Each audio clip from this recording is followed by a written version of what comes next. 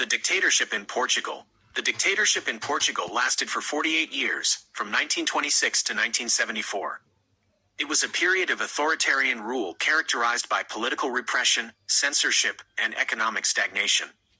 The beginning of the dictatorship. The dictatorship began on May 28, 1926, when a group of military officers led by General Gomes da Costa overthrew the Second Portuguese Republic. The coup was motivated by a number of factors, including political instability, economic problems, and social unrest. António de Oliveira Salazar. The coup was successful, and General Carmona was elected president. However, the real power behind the throne was António de Oliveira Salazar, a professor of economics who had been appointed finance minister.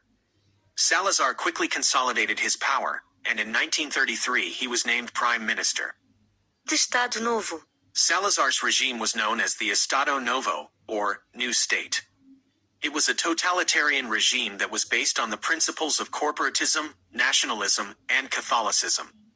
Salazar's goal was to create a strong, unified Portugal that would be immune to the political and economic turmoil that had plagued the country in the past.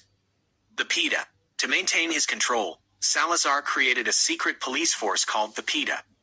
The PIDE was responsible for suppressing dissent and political opposition. It was estimated that the PIDE detained and tortured tens of thousands of people during its existence. The Colonial Wars.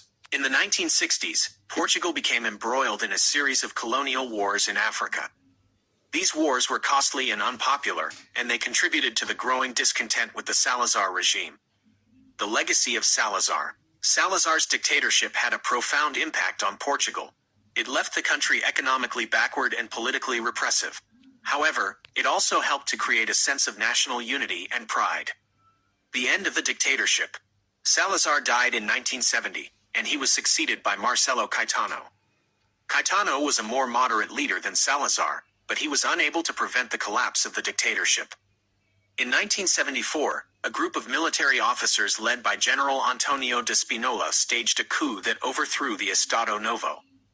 This event, known as the Carnation Revolution, marked the end of the dictatorship and the beginning of a new era of democracy in Portugal. Chronology of the dictatorship. May 28, 1926, military coup overthrows the Second Portuguese Republic.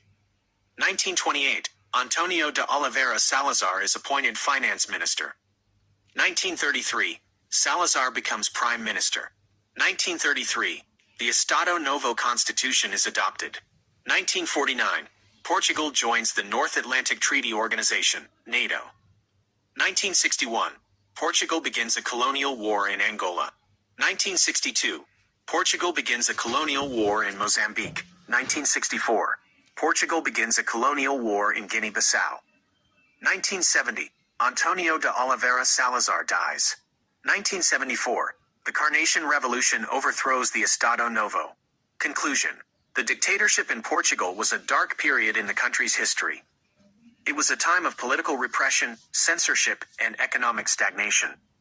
However, it also helped to create a sense of national unity and pride. The Carnation Revolution marked the end of the dictatorship and the beginning of a new era of democracy in Portugal.